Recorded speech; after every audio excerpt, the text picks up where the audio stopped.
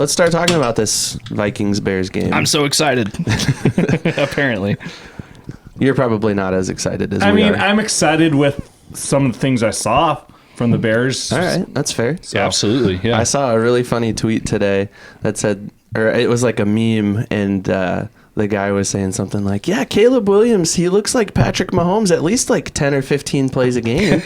So I thought that was funny. I mean, I don't know if I would go to that extent, but he definitely had one of his better games, and you could definitely see why he won the Heisman his junior year of college, and why he was the number one draft pick. So he was frustrating us. Like we were just like, how does he keep making these passes? And then like he weave his way out of traffic and get a first down on his feet. Like what? It was frustrating to watch from a defensive end. I will say, and I completely agree, Caleb Williams.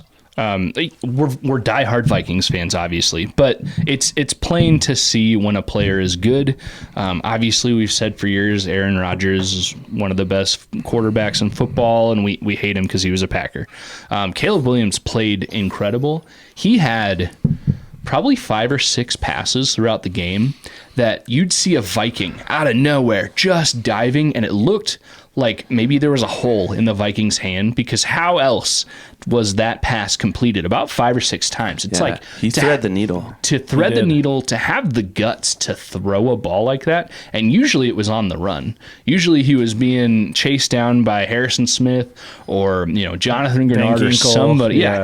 Somebody, and he always just threw it out there on a rope and barely completed it. But hey, barely is still a completion. That he's got a lot of guts, a lot of nerve, and you're not seeing him flinch in the face of a frustrating season. Yeah, what I appreciate, I think, the most on this game was he was locked in with the scanning the field when he did have time, not just settling for just running it. If he found something open downfield, like you said, he was passing it while he was running. So that was encouraging. Must be nice to have a quarterback that isn't a running back at heart.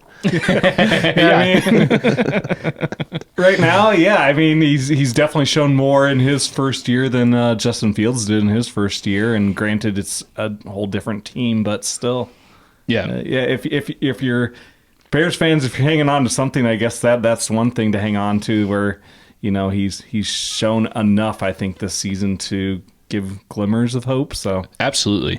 So Forrest, I've got kind of a long statement, and I want you to, when I'm done with it, kind of tell me if you agree, disagree, agree with some, disagree with some, what you think about this statement.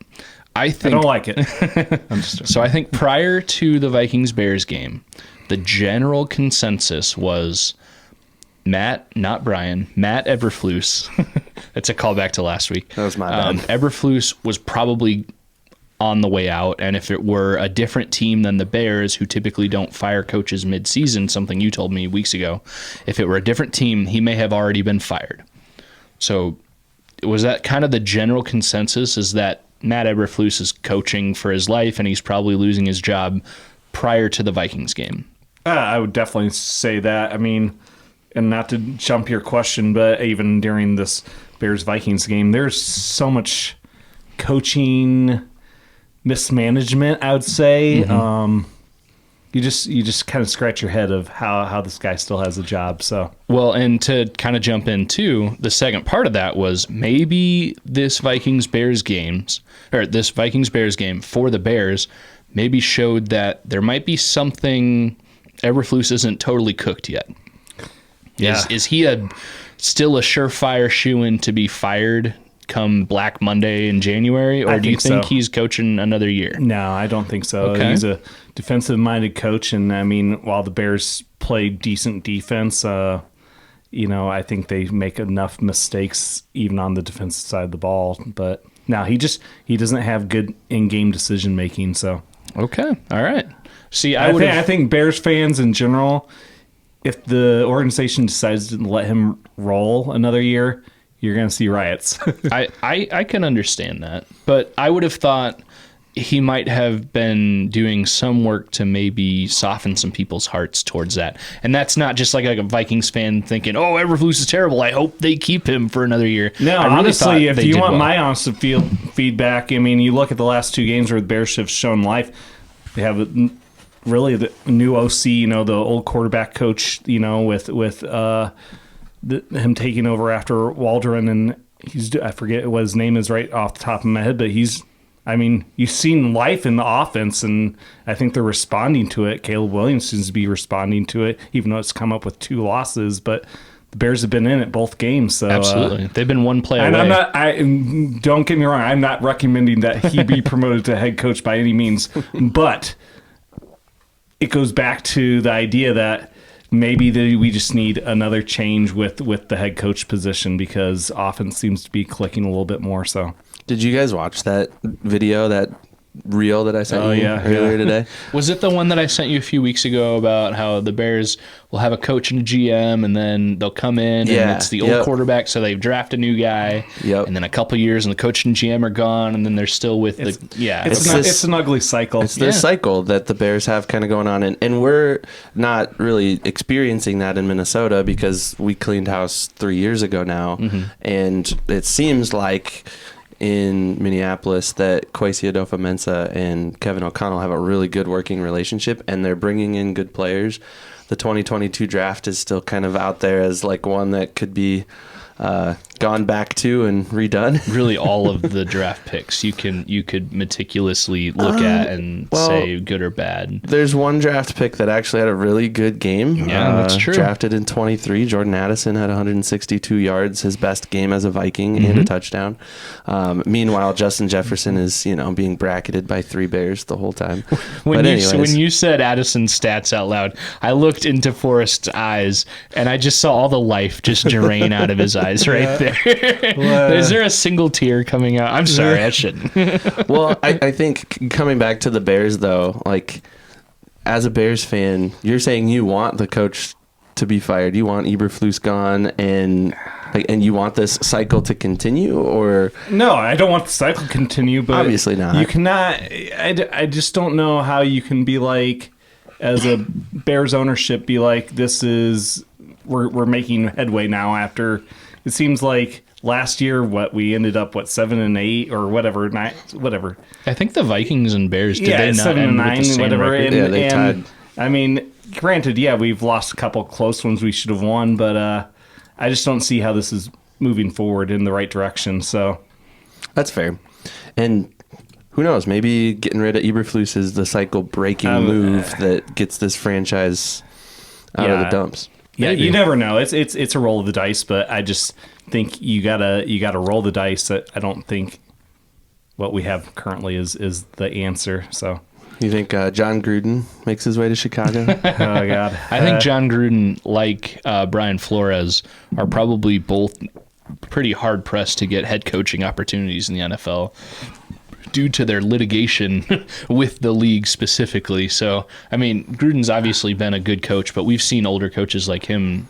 The game has passed them by, so I don't know about that, but that'd be fun to watch.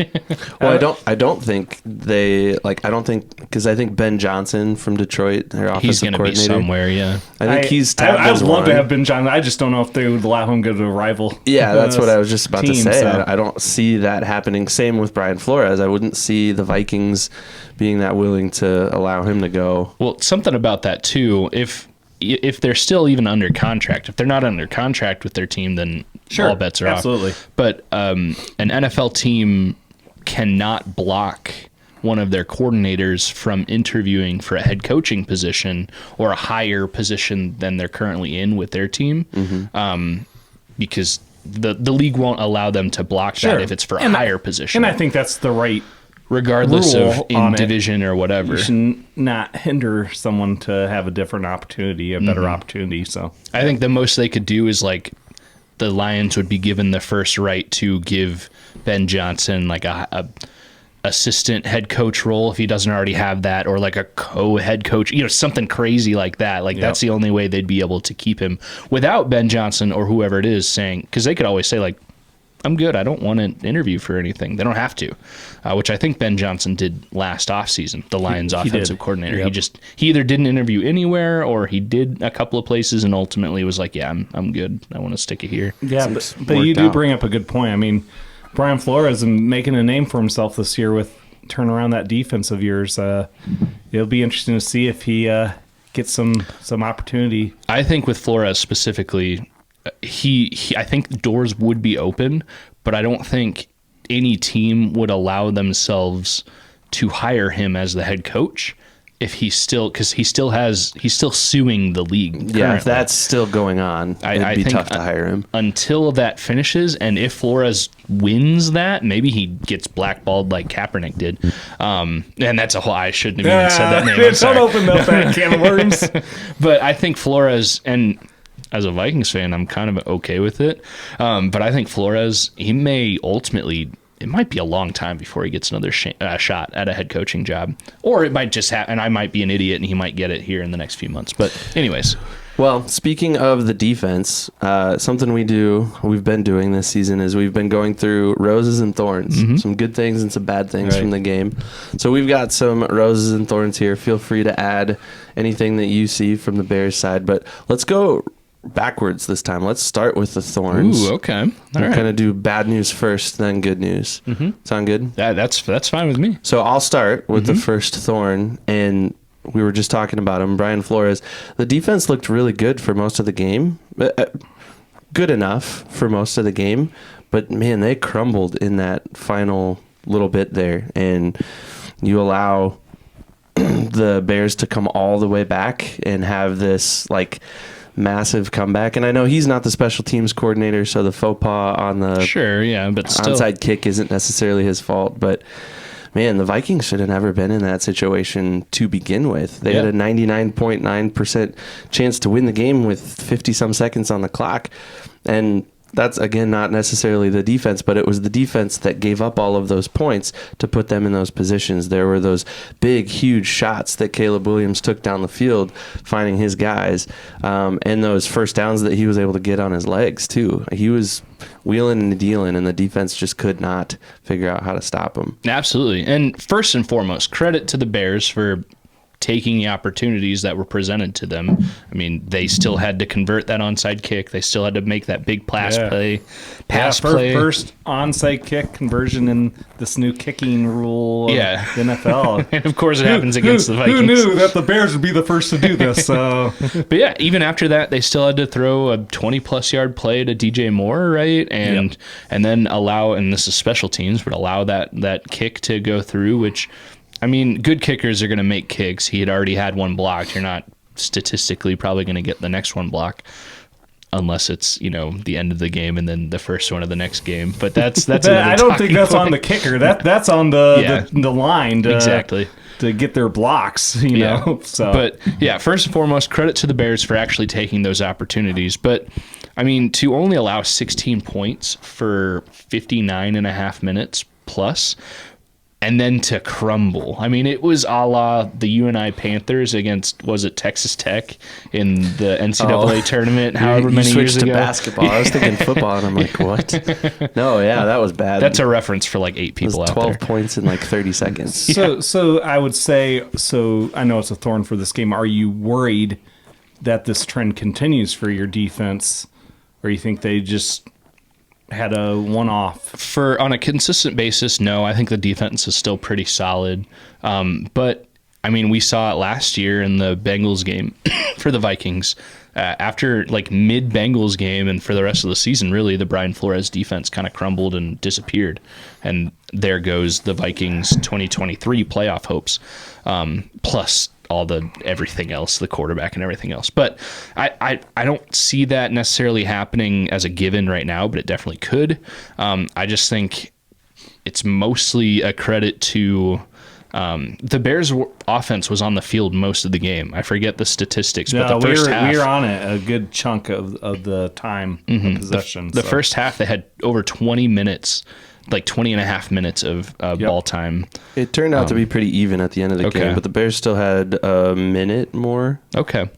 with the ball. But yeah, I texted you at halftime that the Bears had the ball, I think, 20 minutes out of the 30 minutes of the first half. Mm-hmm. The Vikings had it less than 10. Yeah, and still led, was it 14-7 or something like that at the half? But yeah, currently I'm not super concerned about that, especially since there was still some flashes, some highlight plays. The Jonathan Grenard, he had 2 sacks, one of them in overtime when the two Bears were like cradling him to sleep for about an hour and a half. And then finally they let go, and he somehow got Caleb Williams on a second down in overtime. But yeah, I think the Vikings defense will be okay, but still it's a general thorn for really both of us for this game. Yeah. The turnovers too. That's another one, right? Like, just when we're kind of hoping to have a great game, the ghosts come out at Soldier Field. The Vikings just can't seem to get out from these things at Soldier Field. Mm-hmm. Fortunately, they've won 5 in a row there now. But Aaron Jones gets down to the 2-yard line. Looks like the Vikings are primed and ready to score on their first possession of the game, and he fumbles it. Yeah. That was so frustrating to watch. Was that the only turnover for the Vikings? Yes, that was. But it still, at the moment, just was crippling. I'm sure. What were you feeling as a Bears fan to watch the Vikings almost punch it in for a touchdown on the first drive of the game? It was. I mean, Vikings drive. Yeah, of the game. we had not done anything, and then you just drove it straight down, and so you're just like, oh goodness. Kudos, I mean, to the goal line stance. Absolutely. I just want to know why Simone Biles, isn't at more of these games. Clearly, she has an impact on her husband. So maybe she will be now. Who knows? She's a busy lady. Okay. Yeah. Taylor Swift finds a way. So Taylor Swift is probably paid handsomely by the league to appear. She doesn't go anywhere without being paid to be there. I promise you that. No, it was fun to see. The Bears, they always find a way to get turnovers, and it's just always a Bears defense from the Lovie Smith era and before that. Just they get turnovers. It's just, can they capitalize on those turnovers more so? And I guess the only other big thorn for me, and maybe, correct me if I'm wrong, Forrest, this might be a thorn for both teams. Yeah, I know what you're going to say here. This whole season, and it really showed its ugly head in this game. And I hate to say this because every time I bring it up, I mention how I'm a fan. I think the refs historically have always been more good than bad. And I hate the people that sit here and complain about the refs and blame losses on the refs because it seems tacky. But man, this season and in this game, I think on all fronts, the Vikings and the Bears both got robbed by terrible officiating. There were some horrible calls. I mean, I think it was early in the game, and it was actually was that kick return or punt return, and you guys got held for or called for a block in the back or something. Yeah, and we nail you 2 seconds after. It was like, I didn't even understand how they couldn't have called a flag on the Bears for the violence that happened on the sideline. And that particular play, this has happened more times this season than I can ever remember, where they'll bring in the rules analyst on the broadcast, and they'll be like, what'd you think? And I think it was Gene Steratore, because it was a Fox game, and he goes, that wasn't a block in the back on the Vikings, and it was a late hit out of bounds that they missed. Yeah. And it shouldn't come down to that. There should not be a former referee watching the game on TV like we all are, seeing these things and making these claims. It should be.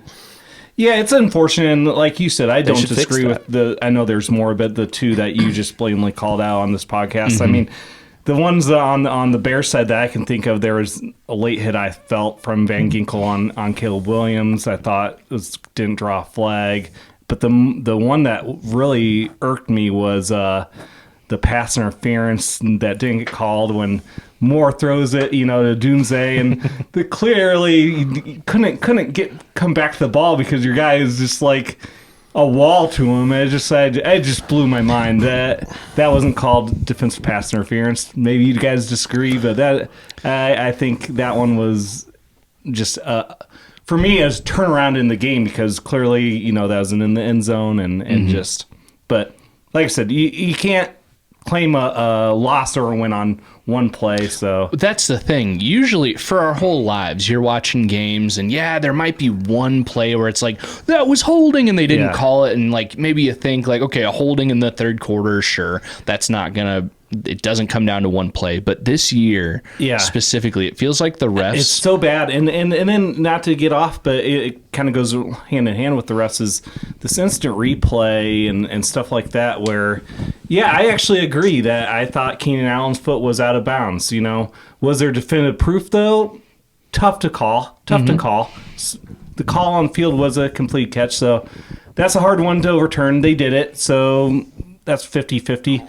The one where Assen runs out of bounds, basically. You're not going to get me to agree with that. And the reason why they couldn't basically overturn is because they couldn't use the camera angle. Evan, I need you to pull up the picture you sent me. I'll find the regardless, picture. They can't use it because not all teams have this. Then why even have it on? Exactly. It's like... Forrest, this picture is not modified. That's the Addison step out of bounds, which he didn't. I'll take your word on it, but I disagree with you 100% on it. Okay, all right, that's fine. Basically, what makes that angle okay, or what angles that they could make the ruling okay, but not a different one? I just don't like it. It's once again not saying. Well, I thought he was out of bounds, but either way, the ruling that they couldn't use a camera angle, I think, is complete garbage. If you have a camera angle, why wouldn't you use it to make the call correct? I'm with you on the camera angles, and I think it's 2024, and it's the NFL, the wealthiest league in the world, right? Like, it's the wealthiest sports franchise in the world. They should have money to equip all 30 stadiums with cameras that can get every single angle. Like, we should be able to see up these guys' noses. We should be able to see like if their shoes are double knotted or not. Like, we should be able to see everything. I totally agree. So it's disheartening for like you said, huge league like this to be so inferior in when it comes to using technology in some instances. So something interesting about this Jordan Addison picture, and I'll put the Jordan Addison picture up so people can see what we're talking about. But he's wearing black cleats in this one. And I think, I don't know if it was him or there was another Vikings player that had a really close call on the sideline or in the end zone at some point this season. I can't remember now, but it was overturned. It wasn't a touchdown or it wasn't a catch or whatever because they were wearing black cleats. And the Bears receiver, Keenan Allen was wearing white. He was wearing white cleats with these white sidelines. And when I watched it, I was like, oh, it's a good thing he's wearing white cleats. I had that thought. Like, I'm telling you, it's a smart move on players' part. I mean, You play to what's strategy. Available. So. Evan, I think you're talking about it was either like week 1 or week 2. The Ravens I think they were playing the Chiefs. Oh, maybe that's what I'm Lamar Jackson. I kind of remember that. He threw a last-second game-winning touchdown to I think Isaiah Likely in the back of the end zone, and Likely's foot was just millimeters out of the end zone. It's plain as day that Likely was not in, but I think it was even Mahomes was saying like after the game, like, hey, he should have been wearing white cleats. I don't know. You're right. I was misremembering that. It's definitely a valid point. So, but anyway, like you said, it's just overall, it's disheartening to see refs in my eyes. And I watched not just the Bears, but football in general. We just talked about another one where, and maybe they got the call right, but still, I think the calls on the field have gone downhill, and then not utilizing instant replay to its full ability. And I think the loosely term is you have to have, actual evidence to overturn it. Clear and obvious. I don't think that's always the case either. I mean, if there is a 0.1% chance that it couldn't, then you technically by rule, you can't change the call on the field. So and I think another, not to belabor this point, but I think another call that was blatantly missed early in the game, which totally took me out of it and to knew like, oh, we're delusional if the refs are going to call this game correctly was right after the Addison. Oh my goodness! Right after the Aaron Jones fumble at the goal line. It was either the first or second play for the Bears after that. There was just a clear hold against Harrison Phillips in the end zone by a Bears offensive lineman. And I mean, if there's a hold in the end zone, that's a safety. And we could pull up that play and it's not debatable. It's a hold. It's like a hold. And they just didn't call it. And it's not like it was in the middle of the scrum. I mean, the Harrison Phillips, the Vikings defensive lineman, was alone, like just waving his arms like, I can't move. And they're in the end zone. Right. Like, they're not going to call it correctly. And I don't know if it's because KOC, the Vikings coach, has complained to the refs enough this year that the refs are like, fine, we're just not going to call anything. And that's such a cynical thing for me to say. And I hate the guys that say stuff like that. But there were those 2 games where Sam Darnold nearly had his face ripped off. Yeah. And Kevin O'Connell went to the league, and I think he had a few conversations, and he's kind of quoted saying, like, my opinion doesn't matter. Mm-hmm. So then the next game, we both commented, like, early in the game, the refs immediately went to that eye in the sky. They were like, all right, we're going to, what's that called? I don't know. The New York, they always just say like the New York team or whatever. They were using specific verbiage. The refs were on the field, and now I can't remember it. But it seemed like they did it for like 2 plays, and it was in the first quarter of that game.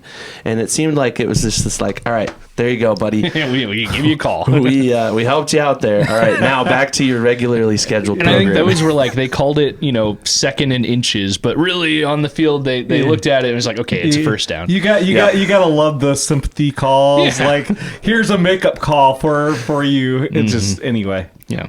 Well, before we moved on to roses officially, Forrest, do you have any other thorns against the Bears? Thorn for the Bears, obviously.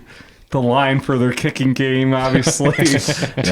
two blocks, and I think the announcer said, I think this is the same area, the same dude that couldn't get his block when we lost to the Packers, and it's devastating, The Vikings knew it too, because they piled up in that one specific spot. It's devastating, especially after that huge loss. You'd think that would be a point of emphasis during the week of practice. And, you'd think. And then the first field goal attempt, and it happens. It's like deja vu. So it's PTSD. It's so I want to make one quick honorable mention, Thorn, really quick, and it's kind of a bittersweet.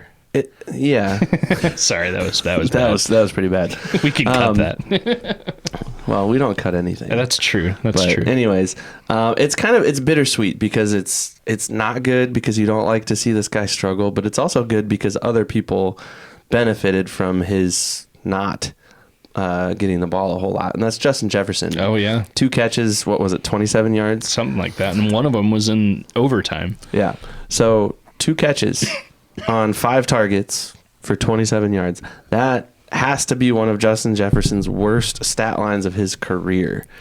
It's got to be, especially for a game that he wasn't injured for. He did, credit to him, and I don't know if it's all lip service or just smile in front of the camera or whatever, but after the game, in his press conference or his interviews, locker room interviews, he had a quote, something to the tune of, hey, it's either let Justin go off or let everybody else go off, and I'm going to let everybody else go off. And he had a smile on his face, so who knows if he's upset about not having a big role, but he didn't publicly look like it. He's a true captain, so yeah. Well, speaking of everybody else going off, a rose. Ooh, okay, nice transition. Jordan Addison, 8 catches, 162 yards and a touchdown. We've already talked about him. TJ Hawkinson, kind of the official welcome back from injury game for him. 7 catches and 114 yards. Finally felt like he was like, the rust is all off. Finally felt like he's good to go now. And who knows, maybe it took Josh Oliver being out for that to really kind of manifest itself, because Josh Oliver's been playing pretty well, and we know he's really good at blocking. So anyways, TJ Hawkinson, great game, 114 yards. Good to see him back. Absolutely. And Aaron Jones, 22 carries, 106 yards and a touchdown. All of that was pretty much after his fumble at the 2-yard line. Well, right before was that 41-yard rush or whatever it was. Gashed that huge one to start the game. But so that's definitely a big rose for me to have 3 skill players over 100 yards and 2 touchdowns between them. Aaron Jones and Jordan Addison with the touchdowns. That's big time right there. Yeah. Forrest, any roses for the Bears? I mean, I think we've already talked about Caleb Williams. I think his best game. No. I mean, it's kind of an ugly rose. I mean, Bears showed life in the last 2 games, even though both came out with a loss. I mean, they definitely competed, and so Absolutely. You got to be proud for the overall level that they played at. I mean, so yeah, I don't know. I trying to grab. I'm still mentally trying to understand where the Bears go after this. 2 heartbreak losses to division foes, and I don't know where the Bears go from here. I feel like besides Detroit and on Thanksgiving. We've said it the last couple of weeks though. That Thursday time slot messes with teams more than any other time slot. I think that's a positive for the Bears. It doesn't hurt the Bears' chances, but I don't know. Lions are tough. So I will say this, and I hope this doesn't come off as condescending or anything, because really, who am I? I just cheer for a team.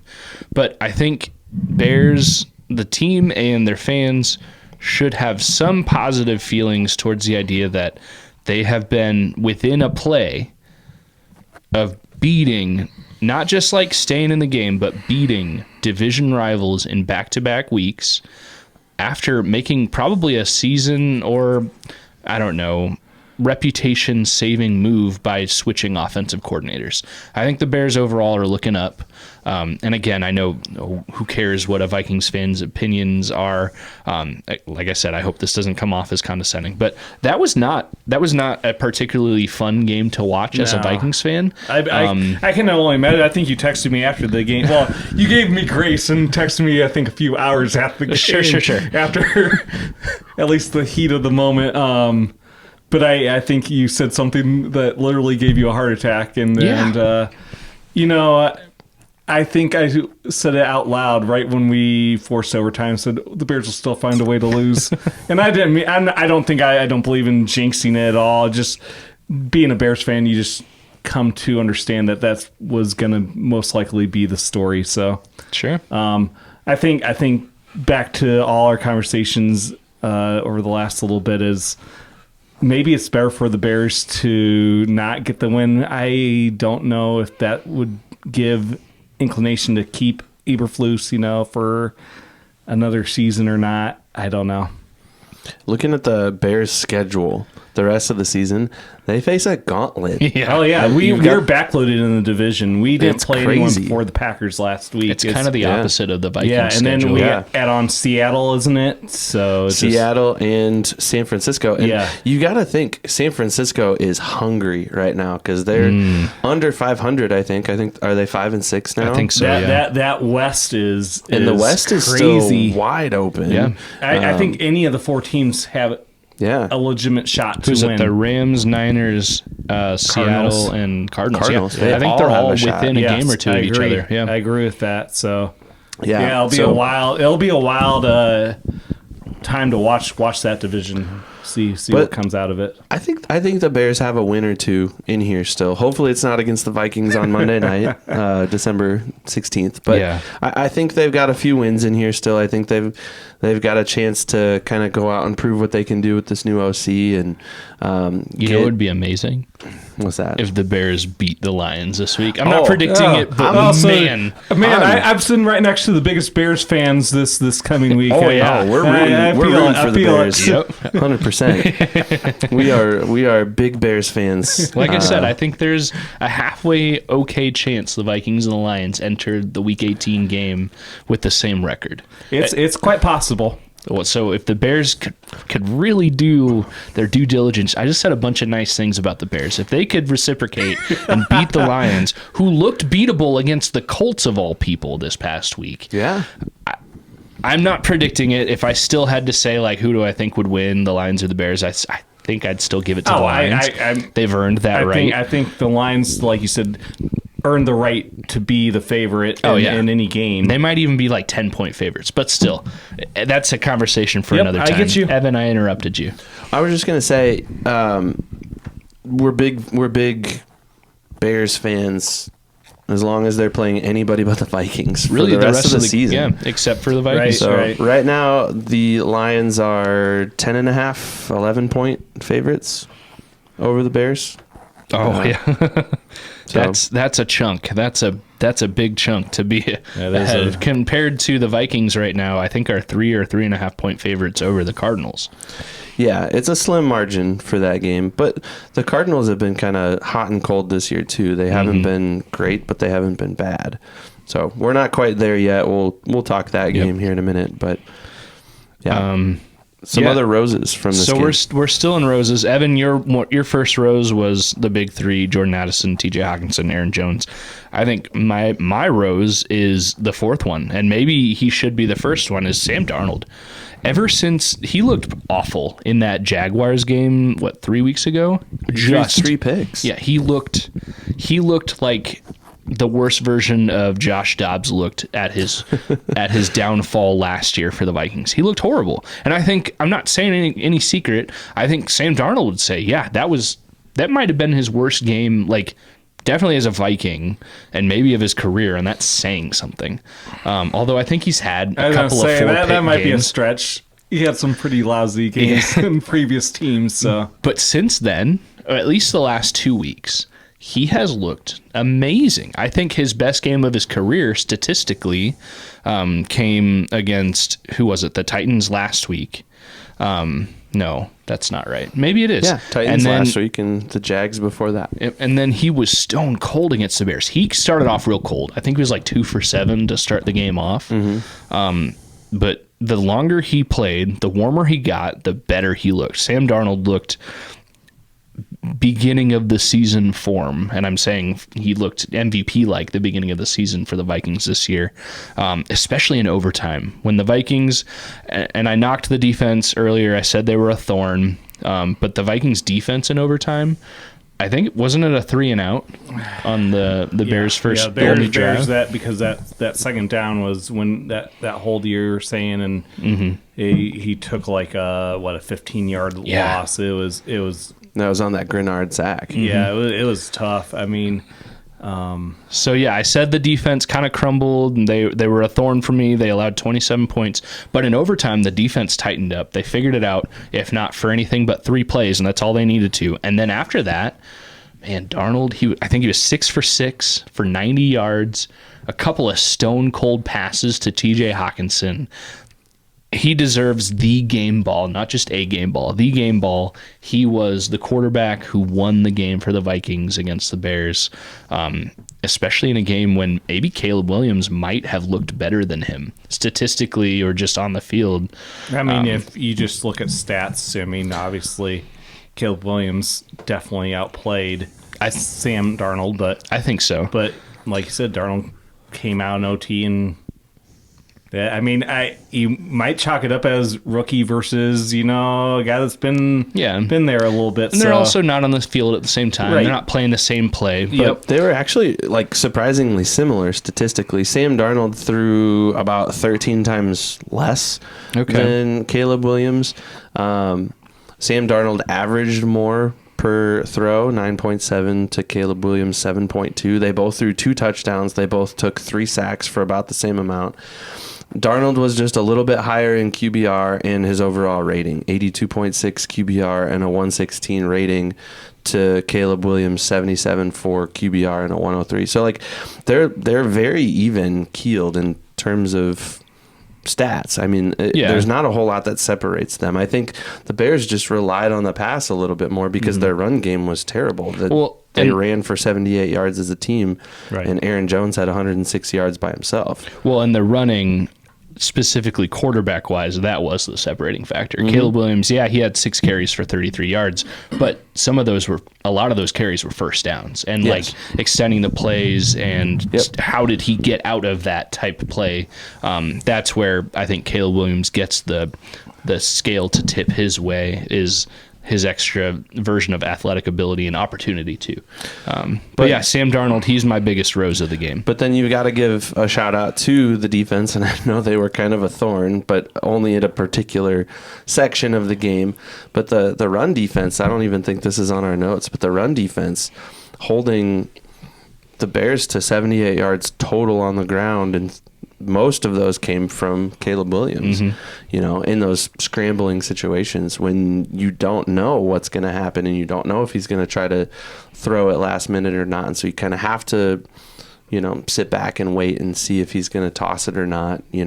Typical run game, if you're going to just dump it off to DeAndre Swift and have him run up the gut, you know what's going to happen, and you find the ball and you tackle the guy and the play's over. Yeah. But when Caleb Williams is running all over the field, it's Fran Tarkenton out there. It's you never know. Yeah, Williams is good, and he's proving me wrong because I was thinking and hoping he'd be terrible. Another thing is to go off your point on the Vikings defense. It's not being talked about much at all, and I don't have specific numbers in front of me, but the Vikings' run defense this year is historically good. Yeah, nobody is running on the Vikings. The pass defense could use some help, at least statistically, but running-wise, the Vikings can do no wrong on defense so far. We're going to get to game balls here in a minute. And this guy's not on my list for game balls. He's not on yours either, I don't think. And I doubt he's on yours because he plays for the Vikings. If he had a good enough game, I think he'd game ball. Well, this one will sting a little bit maybe as a Bears fan. But Jerry Tillery, man. Oh, yeah. This guy, he blocked that kick. He blocked that field goal, which, again, sorry. But he made the play. This guy, he's so kind of under the radar on this Vikings team. I don't think he really gets enough credit. We're not going to give him a game ball today, although he probably deserves one simply KOC for gave that. him a game ball after the game, yeah. Yeah. But what I love about Jerry Tillery is I love watching him in some of these locker room situations because he's so awkward. Yeah. He's like, I don't know, like he's got to be like into like Dungeons and Dragons and stuff like that. Hey, I'm not into Dungeons and Dragons, all but right. You're getting a little too close to home here, okay? Well, he's like your stereotypical like nerdy guy in a really good way. I'm not trying to offend the guy, but like you just like you look at him, you hear him talking, you're like, really? That guy plays defensive tackle in the NFL? Yeah. And then he goes out and balls out, and he's been a huge reason why Harrison Phillips and himself have been plugging up the middle of that line and not really allowing teams to run on him this year. And now he's got this huge blocked field goal on his resume, which is awesome. Yep. So, yeah, that's a rose in and of itself for me, and an honorary game ball, even though he's not on the list. Forrest, any other roses for the Bears this week?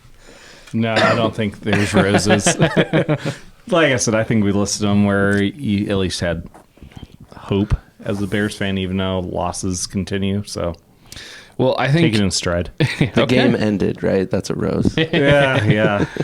Fair. I think the last rose I have written down will come up here in the next few minutes anyway. So how about we move on to game balls? Let's do it. All right. So Forrest, you may not know, and we didn't really prep you for this, but this season we've been giving game balls for offense, defense, and special teams. So if you can think up of any of those for the Bears, we'll go first to kind of give you a minute to think about it, but just to give you that heads up, I'll go first. My offensive game ball, I raved about him a few minutes ago, so I don't really need to belabor this. Sam Darnold. He is keeping the Vikings will go with Sam Darnold this year, good or bad, and we've seen that, good or bad, and it's been mostly good. I'm a Sam Darnold fan. I will be even after this year when he's the Raiders quarterback or the Titans quarterback or whoever he's going to. I was going to say, so you think, based on it, unless he wins multiple playoff games, you think the Vikings let him go? I think the only reason the Vikings would keep him is if he wins the Super Bowl. And believe me, Michigan fan here. Yes. And I believe in J.J. McCarthy. Yep. He's been a winner at all cylinders. Mm-hmm. But, I mean, you feel that confident in J.J. McCarthy. And I would back you on that because I'm a huge J.J. fan. But that is rolling the dice. I mean... Yeah, Evan, tell me if you disagree. But I think at this rate, if we only looked at from the start of the season till now, if he just broke his leg and didn't play another game this year, Sam Darnold has earned himself, I'm going to guess, a 4-year contract for $25 to $30 million a year to be the starter for some team out there. I mean, there will be, and I'll let Evan, but there are teams that probably will pay that, but yep, I think it's going to happen, especially when you look at the upcoming quarterbacks. Are you going out? And then I'll let. Sorry, Evan. I just want to make sure. Are you saying that he deserves that if he gets, say, one playoff win? I say right now. He could right now, without even obviously not trying to put voodoo, but clearly you're looking like a playoff team. Mm-hmm. So he'll have his shot to get a playoff victory. You're saying as of right now, he deserves that type of money. Unless his next 30 passes are interceptions for touchdowns. I think his floor right now, he has basically solidified. He's shown that he can be a starting quarterback in the NFL, which not many people in the world can show. You see guys like there are probably still teams that would sign Tom Brady right now, and he'd probably do okay. But like teams are desperate for bodies that can throw a football. Sam Darnold's proven he's not the best. He's not MVP. He's not Mahomes, but he's proven that he can win games and be an NFL starting quarterback. I think his floor is $25 million a year for probably 3 or 4 years. That's my guess. I'll let Evan speak, and then I might weigh in a smidge more on that. So. Well, we're going to go on a little bit of a rabbit trail here. Oh, man. If I ask this question that I'm about to ask, because the news has been swirling. Oh, okay. I mean, the Daniel Jones of it all. Yeah. So I know where I stand on this issue, but where do you stand on Daniel Jones and should the Vikings pick up Daniel Jones now that he's officially been released and cleared waivers, and the Vikings have seemingly been moving things around on the roster to open up spots. Sure. We're not entirely sure why, but we kind of have an idea why, and I'm not saying it's Daniel Jones, but should the Vikings pick him up? And then if they do, let's just say hypothetically they do, does that change the psyche of Sam Darnold as he approaches his prep for games? Should that cause him any sort of like, oh crap, they just brought in this $160 million guy to replace me? That's going to affect how I play. Was it $160 million? It was something like that. It was something ridiculous. My needle is not moved at all by Daniel Jones. He could, wherever he goes, he's going to sign for like $2 million the rest of the year. Like, it's not going to be like a $20 million contract for the rest of the year. The Giants are going to pay out most of his contract. Well, I think that when he cleared waivers, they're already on the hook for the rest of his contract this year and then subsequent years or whatever. I don't know all the details on that. But when he signs, because he'll sign with a team, like I just said, teams are desperate for bodies at the quarterback position that have shown that they can throw a football. Daniel Jones is good enough to be on an NFL roster. Do I think it makes sense? The Vikings KOC has just squeezed the life in a good way out of Josh Dobbs, for all people, out of these quarterbacks that, I mean, if they can do anything, KOC is going to get something out of it. That was going to be one of my points is you got to think you're coming into a Vikings offense that KOC, offensive-minded guy. Mm-hmm. You got great targets, Justin Jefferson, Jordan Addison, TJ Hawkinson. I mean, you got weapons on that field to throw to. And, I mean, I hate to say it, but you look at a guy like Daniel Jones, no. Has he looked good in the NFL? Not really. But obviously he's shown enough to keep his starting position until recently. Yeah. I mean, and change the scenery? Potentially. I don't think Jones's career is cooked definitively right now. It might be. Look at Baker Mayfield. I mean, although I will say, so if the Vikings sign Daniel Jones, it wouldn't even get me out of bed. Not if, should. Oh. Should the Vikings sign him tomorrow? Maybe. I mean, so I think if the Vikings signed him, what they should do is sign him as the backup plan. If they signed him right now, it would be as the backup plan to J.J. McCarthy. If they signed him tomorrow, he's not taking over Sam Darnold's job.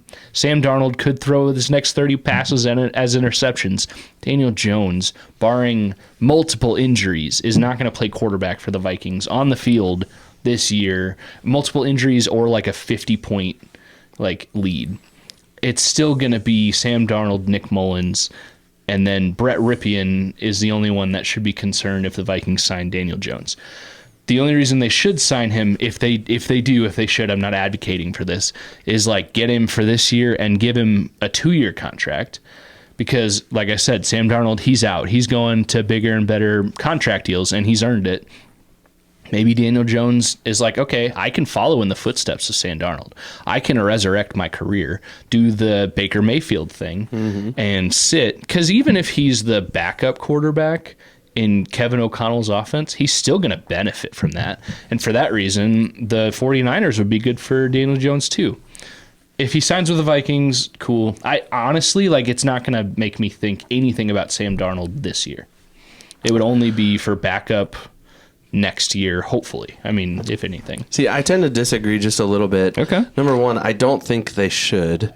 And whether they do or not, this whole Daniel Jones storyline's just going to dominate this whole next week, I think, until he signs a contract. Yeah. So the Vikings are not off the hook until he signs somewhere.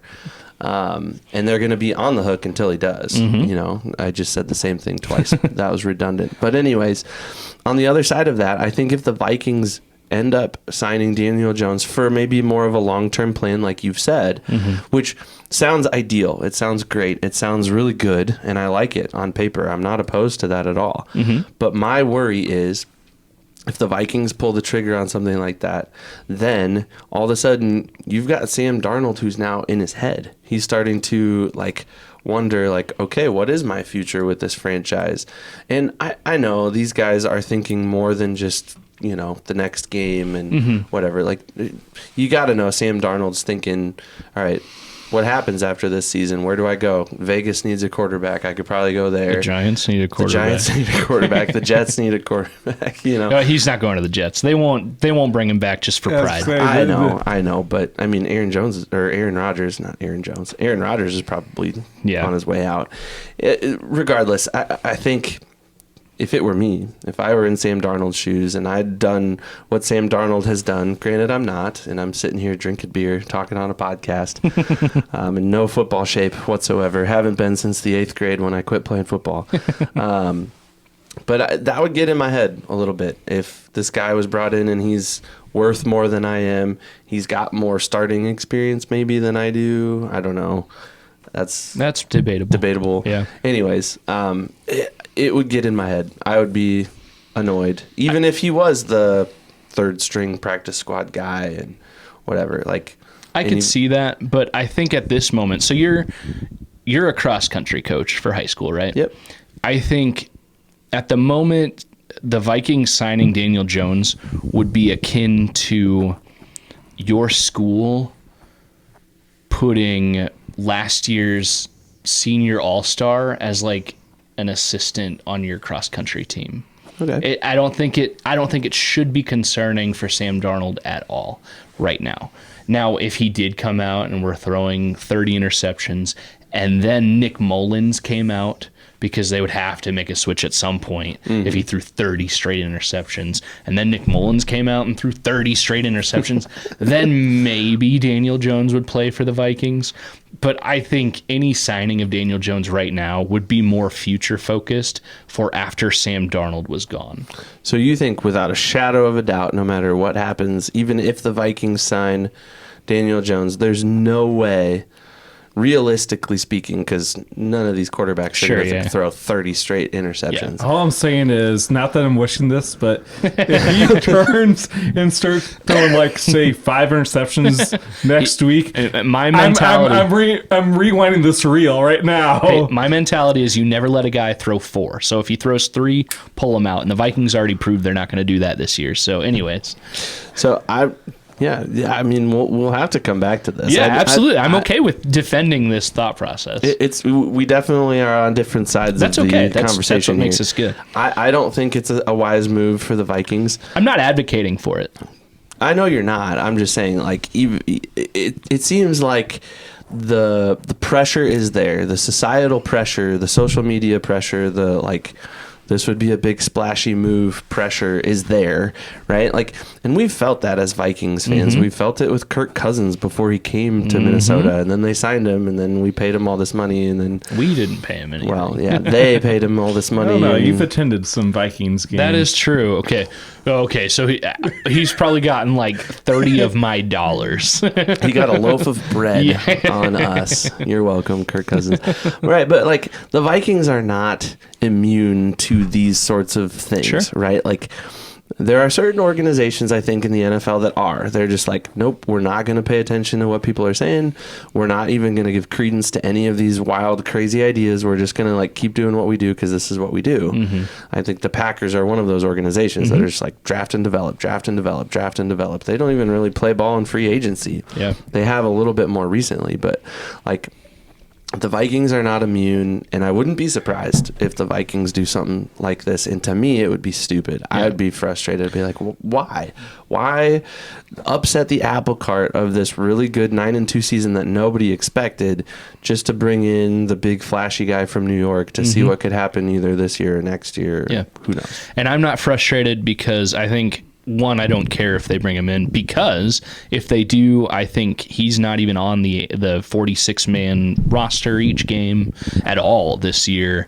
And if the Vikings sign Daniel Jones, it's a future-focused move that looks at Daniel Jones to be at best QB2 next season. It doesn't do anything for this year other than get him in the room and have him see what KOC is like. And hopefully, I would be annoyed if they signed him if it was only for this year and there was no talk about getting him on a vet minimum deal next year or something like that. Interesting. Other than that, I honestly could care less. Well, couldn't care less. What's you're the English teacher here. I couldn't care less. Could not care less. Yes. I think that's what you want to say. Yeah. It means I care the minimal amount. Because you could care less. I've seen it. That's true. We've beat this to death. Hey, you remember 20 minutes ago when I said, hey, we don't need to belabor my offensive game ball. I forgot who the game ball even went to. It's me. I'm the problem. All right. I'll quickly get to my game ball, although I'm going to give 3 offensive game balls because I think they all 3 deserve it. Wait. I thought your rule was 1 offense, 1 defense, 1 special teams. You're very annoying, and you're so annoying that I'm going to take a timeout and go to the bathroom right now, because if I don't, it's going to be a bad news bears. So as you talk about your 3 offensive game balls, you Forrest, take your potty break. You talk about your offensive game ball, and then by then, are you allowed to do that on a podcast? It's half my podcast. So I can do whatever. Well, and it's the other half mine, so I get to make the rules. And hey, you do you. Offensive game balls, plural, are going to go to Jordan Addison, Aaron Jones, T.J. Hawkinson. I mean, each of them had 100 yards plus. I mean, I totally, Addison for sure. I mean, deserves the game ball of all game balls. I mean, whenever if we were third, well, we have you in third and over 10 or more yards multiple times, and it always seemed we'd choose to play soft coverage. Yep. And of course, Jordan Addison is a great receiver, and he just make a move and Darnold would find him and he'd get the first down. Well, unbelievable. Jordan Addison is definitely the primary beneficiary of Justin Jefferson getting double and triple teamed all the time. Oh, because absolutely. When he's drawing all of that coverage his way, Jordan Addison usually has single coverage somewhere else, and Jordan Addison is good enough to beat that single coverage. Couldn't agree more. 8 or 9 times. I mean, Austin not here to relive, and I think we said it on the podcast when you guys drafted Jordan Addison. I said that's a great pick because I remember his time at Pitt, and then he transferred to USC. He's just an all-around great receiver, very, very great, a great route runner, and it catches everything, it just seems like. So yeah. Yep. Aaron Jones, I mean, after he recovered from fumbling the ball in that first drive, he had a really good game. He himself found the end zone, which was great. And TJ Hawkinson, we already talked about him too, was just fun to watch him kind of be back and be a Viking again. Came alive second half and obviously OT where he just destroyed the Bears defense. It's like all of a sudden him and Darnold just had a connection. So, who's your offensive game ball for the Bears? Well, I mean, it's got to be Caleb Williams. But I tell you, I don't know what Keenan Allen and him were doing this game, but for some odd reason, Keenan Allen was his favorite target, and it worked for the majority of the game. So, absolutely. I mean, he definitely showed up to play. Defensively, I don't know. I mean, we played decent. Kyler Gordon, I thought played really good defending overall, and I don't know, special teams, that's a hard one. Yeah. I'd have to say Santos for some of the clutch, field goals, maybe. I mean, the blocked one or not? No, there's nothing on Santos for those. That's true. That is true. I mean, he does his job, and he's been a great kicker. I mean, he was our top scorer 2 weeks ago when the Bears couldn't score a touchdown at all. So yeah, he's the Vikings have had a game like that too. He's pretty dependable. So I mean, I'd say him. Maybe Carter, even though he fumbled that one that led to one of your scores, he did have that massive run back at the end of or near the end of fourth quarter to set us up. So I don't know. That's a hard one. All right, defensive game ball. All right, my defensive game ball. I did hear you talk about draft night when the Vikings drafted Jordan Addison. That was a good night. My defensive game ball, Harrison Smith. This is at least his third game in a row where Harrison Smith has played every snap. And I said it, I think, last week. This is a year where Smith, they were saying, like, yeah, we'll let him come off the field sometimes because he's probably the oldest Viking on the roster, but he's still balling. I think he led the team with 11 tackles. He's a Hall of Famer on the field right now. Yeah, is he as good as he's ever been? I don't know, but he's not much worse right now. So kind of like I was giving Will Reichard the special teams game ball every week until he missed it, I'm just going to keep giving Harrison Smith my defensive game ball every week until he doesn't deserve it. He is the oldest Viking. Yeah. 35 years old. I think he absolutely deserves it. He played fantastic. I don't remember who it was on Twitter today, but they were saying they were watching the game back today with no commercials and kind of a truncated version, and they're saying, holy cow, Harrison Smith. It's one thing to see a game in 3 hours, but when you see it all back to back and you see him play great, every play back to back to back, it just shows even more how fantastic that guy is. The defense, this team in general, will feel when his presence is no longer there. Not that he's the loudest guy, not that he's the leader by authority. He's more of a leader by example. Yeah, exactly.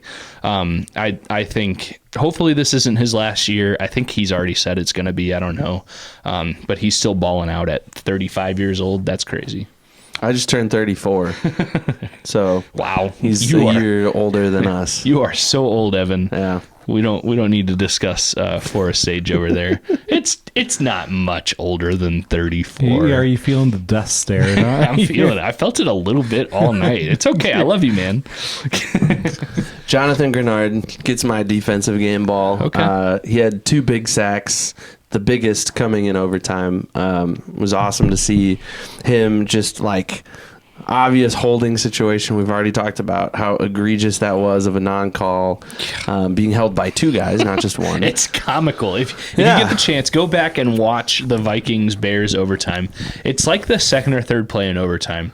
There's 2 guys they're not even moving. They're just all bear hugging. But what's funny about it is they held him, and then all of a sudden they're like, we just can't do this anymore. And he just it's almost like one of the 3 of them said, you guys know, either Grenard eventually was like, you can't, you're gonna get flagged. You have to let go. Or one of the other guys was like, we have to let go of him at some point.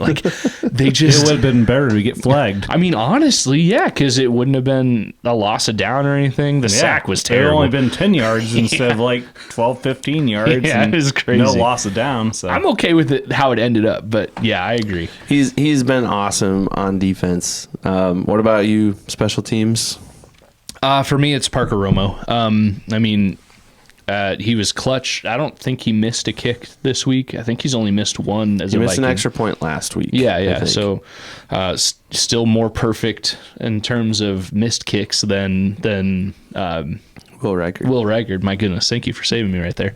Parker Romo. The Vikings somehow have found 2 solid kickers, and some team is going to snatch Parker Romo up real quick, and good for them and good for him once Will Reichard comes back. Did you see his little post-game Instagram or whatever it was? I saw it, but I didn't see it with sound, so I don't know what he said. He quoted Kirk Cousins.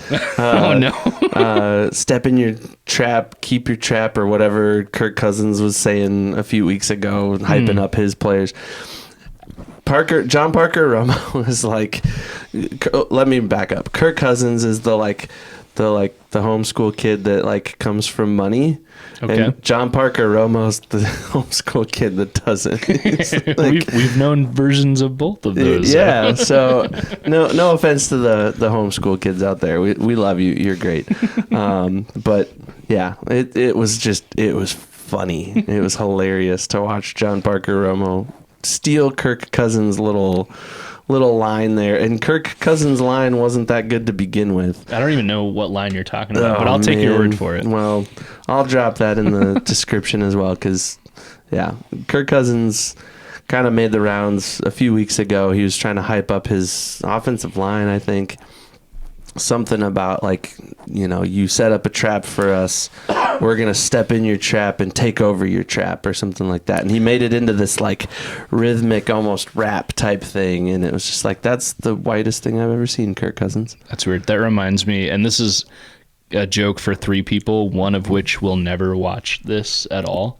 But that reminds me of a joke your dad said when we were kids.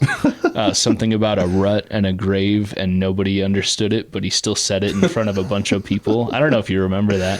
Which is funny, because my dad was a funeral director for a long time. There was something about that, and 3 people laughed, and nobody got it. And I don't know if do you remember that at all? No, I have no recollection of this Evan's whatsoever. blocked that out his memory. Maybe it's a hilarious joke for funeral directors. I don't know, and I don't know. I might have been 10 at the time. I don't know why I remember this. For some reason, it stuck with you. Maybe I dreamt a memory it. to remember. But I know your dad doesn't listen to this, or at least the last time I talked to him, he had never listened to this. We're working on that. We're working on that. And now that he's been personally mentioned, maybe you can get him to listen to this, and then we can figure out what that joke was. Maybe he can. Maybe I've got it wrong. Maybe I'm just saying it wrong. Come on, Dave. What's the rut and the grave and the? I don't know. You know the joke. I don't. I even heard it once and I don't remember it. But my special teams game ball put the Bears in the grave, kind of. Don't do this. Sorry. Just let it die, Ev. All right. Well, that was a bad joke too. Sorry. Anyways. My special teams game ball is going to go to Bo Richter. Oh yeah, I thought about him because he recovered that muffed punt that the Bears probably shouldn't have even tried to touch. Yeah, and I don't know. I mean, what was his name? DeAndre Carter. Yeah, I don't think he should have been even close to that ball. No. As soon as he waved it off, we're not taking this. I think the announcer said it best. No one could understand what he was even doing in the vicinity. Yeah. So you wave it off when your teammates are close to touching it, but nobody was. And they even commented on his teammate run downfield that he ran out of bounds because he knew I don't know that this was only going to be disaster if it touched him. So he wisely ran out of bounds, and I don't know. Yep. So I give a special teams game ball. Obviously, Parker Romo deserves one for how clutch he's been. I've given one to McQuaid, the kind of fill-in long snapper, too, the past couple of weeks. I think he deserves one, too. But Bo Richter stepping in. He's a guy, I think, in preseason that flashed. I'm a big Bo Richter fan. He's making he's hitting the Richter scale on special teams. And I don't know, maybe we'll see this guy playing defense for the Vikings before too long. Maybe. That'd be nice. All right. Well, we've spent a lot of time talking about Vikings Bears, which has been fun. Has been. But we got to look ahead. I'm being serious. It has been fun. So fun, guys. My team lost, and you just need to sit for an hour and talk about it. The beer helps. We did already kind of look ahead to the Bears going to. Are they going to Detroit next week? Oh yeah, they're Usually- playing. Detroit always plays Thanksgiving. Well, they I always don't- play that's right. Thanksgiving. I think it's usually always in Detroit. Oh, too. I can't remember the last time it's not been in Detroit. So the Bears have Detroit in Detroit on Thursday for Thanksgiving. That's going to be a tough one. We've already kind of talked about that. Yep. What do you? Hold on. What do you? Finalize your thoughts on that. Finish off I with honestly, a score I think prediction. it's not going to be as close as the Packers or Vikings games for the Bears, but I think they come out looking pretty good in the first half, and then the second half, I think Lions regroup and take it over. So maybe they're tied at half. I'm optimistic, but then I think the Lions regroup and definitely win by probably 10 points, I'd say. Do you have a score prediction at all? I think it's going to be Mind you, the Bears scored 27 on the Vikings last week. 17 to 31. Okay. That was like I've one of our predicted predictions. 31-17 like 3 times this year. Yeah, I think, like I said, it will be close first half, and then I just don't see the like a Bears holding. 17 all at half. I mean, the you've Bears seen it do with the nothing. Lions. They make those halftime adjustments and they turn it on. So, but Bite some anyway, kneecaps. It'd be nice. Yeah, it'd be nice. I mean, we appreciate the rooting of the Bears, but don't depend on them to help the Vikings at all. the Skol Hop for at least maybe even the next few weeks, except for 3 weeks from now, 2 weeks from now. The rest of the season, aside from 1 week, the Skol Hop are rooting for the Bears. Yes. Yep. Other than that Monday night game, where the Vikings will reunite with the Bears. We will.